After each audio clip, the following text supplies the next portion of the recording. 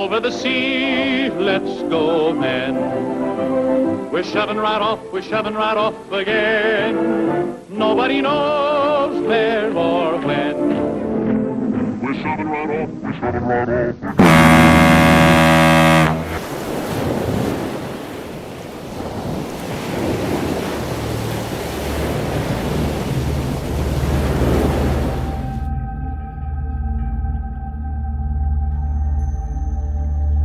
On the 26th of December, 1900, Captain James Harvey and his crew on the Hesperus were arriving at the Flannan Isles Lighthouse on the island of Eliam Moor, one of 7 islands that made up the island group known as the Seven Hunters, aka the Flannan Isles, off the west coast of Scotland, with supplies as well as a new change of crew to attend to the lighthouse, which for the past 6 weeks was inhabited by and attended to by principal keeper James Duckett, second assistant Thomas Marshall, and occasional keeper Donald MacArthur, who was filling in sick for a regular staff member, William Ross.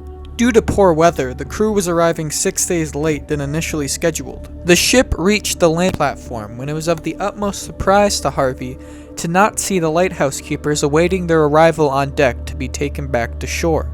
Harvey attempted to get their attention by blowing the ship horn and sent up a warning flare, but no response. He sent up relief lighthouse keeper Joseph Moore to investigate the island. Moore rowed ashore and climbed the steep set of stairs that led to the lighthouse, when he felt an overwhelming sense of foreboding. When Moore arrived at the lighthouse, he noticed a variety of things wrong. The door to the lighthouse was unlocked, and in the entrance hall, 2 of the 3 oilskin coats were missing, which were essential during these winter months. The fire had been unlit for what seemed like days. Moore made his way into the kitchen area, where he found half-eaten food of potatoes and salt mutton in an overturned chair.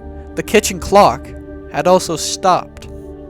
There was no sign of the 3 lighthouse keepers to be found, and so Moore returned to the ship, informing Harvey of this.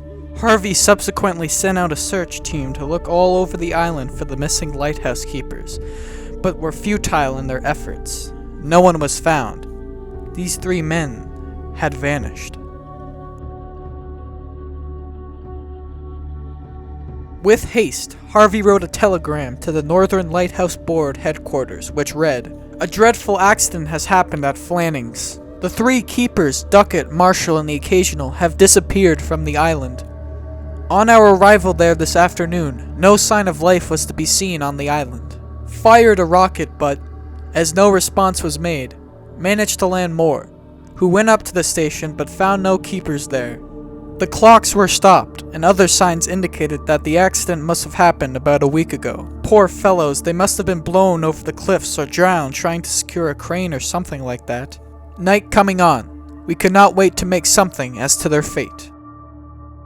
A few days later, Northern Lighthouse Board Superintendent Robert Muirhead, who recruited and knew all 3 men personally, began an investigation of his own. He managed to find the lighthouse log written by Second Assistant Thomas Marshall and found some very peculiar entries. As on the 12th of December, Marshall wrote of severe winds, the likes of which I have never seen before in 20 years. He also noted that the principal keeper, James Duckett, had been very quiet, and that Donald MacArthur had been crying, which seems very out of character for him as he was known on the Scottish mainland as a real tough guy, a brawler. Why would he be crying about a simple storm? Further log entries on the 13th of December stated that the storm was still raging, and that all 3 men had been praying.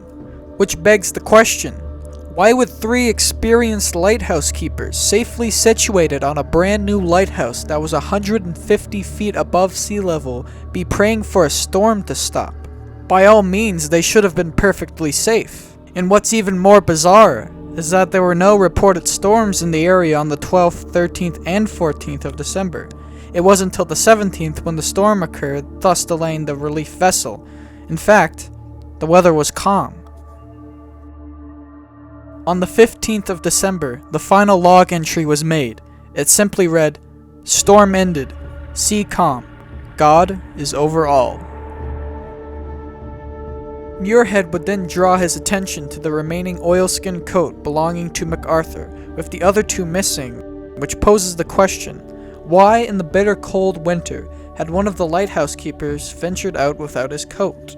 Furthermore, why had all 3 lighthouse staff left their post at the same time? Which would have been a serious offense, as one of the rules of the Northern Lighthouse Board states that at least one man must always remain inside the lighthouse.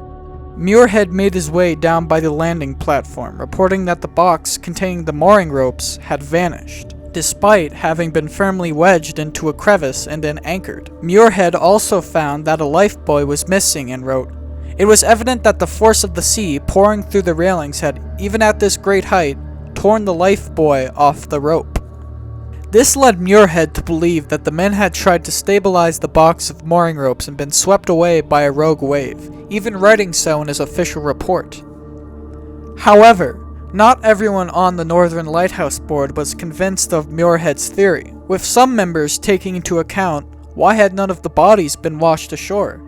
Why had one of the men left the lighthouse without taking his coat, especially since this was December? Why had 3 experienced lighthouse keepers been taken unaware by a wave? It was possible, of course, that Duckett and Marshall had run into trouble at the landing stage and that, on hearing their cries for help, MacArthur had rushed down to their assistance without an oilskin before being washed away himself, which would explain the half-eaten food and turned-over chair. But if he had left the lighthouse in such a panic, why had he wasted precious time on closing both the entrance door and the gate to the yard? In 2015, naturalist John Love added more detail and revealed in his book, A Natural History of Lighthouses, that Thomas Marshall had previously been branded as negligent after equipment was swept away during a gale, and had to pay a fine of 5 shillings. So perhaps Marshall, in fear of being fined again, asked the men to secure the lines during the storm, and the 3 were pulled into the ocean by a wave. Another theory is that MacArthur, who was known to be volatile, went stir-crazy, or came to resent the other 2 keepers and simply snapped, leaving his coat and going out to attack the men, whereupon he shoved them over into the sea and fell with them during the struggle.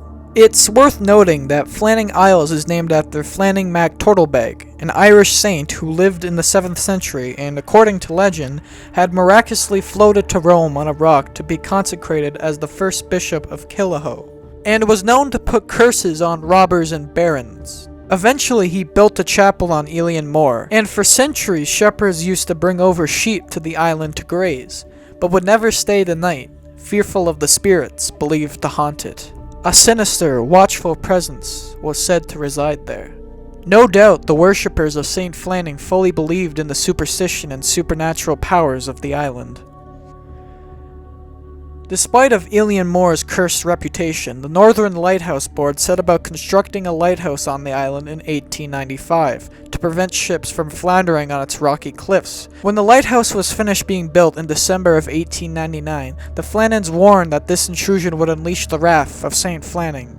The disappearance occurred just 1 year after its completion, meaning that the keepers must have incurred the wrath of St. Flannan and cursed them. According to folklore recorded in the 17th century by Scottish writer Martin Martin, the island had once been home to the Los Burden, people of low stature whose little bones had been discovered in the soils there. Some have turned these legends of small folk into talk of mischievous elves or spirits of dead sprites, who might have acted in some impish way on the keepers, and were captured by the Los Burden and taken to the land of the fairies. Other theories include being kidnapped off the island by pirates or a foreign power. Others point to everything from alien abduction to ghost pirates to an attack by the Loch Ness Monster. As for the log entries written by Second Assistant Thomas Marshall, they have been disputed as untrue, with Welsh historian Mike Dash scoring contemporary sources and found no evidence of such entries, and shows just how illogical they are, containing chronological errors, being kept by only one lighthouse keeper and not the lead keeper, and noting things that wouldn't belong in the logs, such as melodramatic language and petty observations on the other men's behavior. The purpose of logbooks is to note simple facts, dates, times, weather conditions, not stuff like this. Not to mention the log entries don't seem to have appeared until years after the fact, meaning it must have been juicy details added by one author who thought it would have made for a better story, most likely from pulp fiction magazines that were popular at the time, and thereafter picked up and included in other renditions.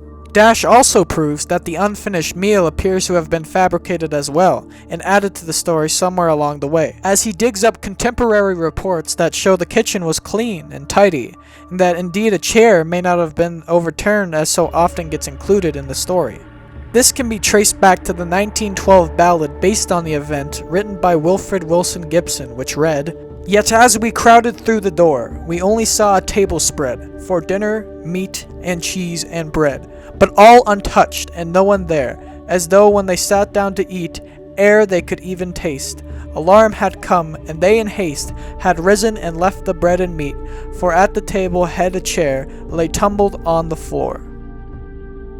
And so all we have is speculation with no proof. It is now myth and legend.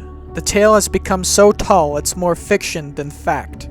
It seems it will forever be a blind spot as to what happened on Alien Moors 120 years ago. And no matter how much we try to shine a spotlight on things, we will forever be shrouded in darkness.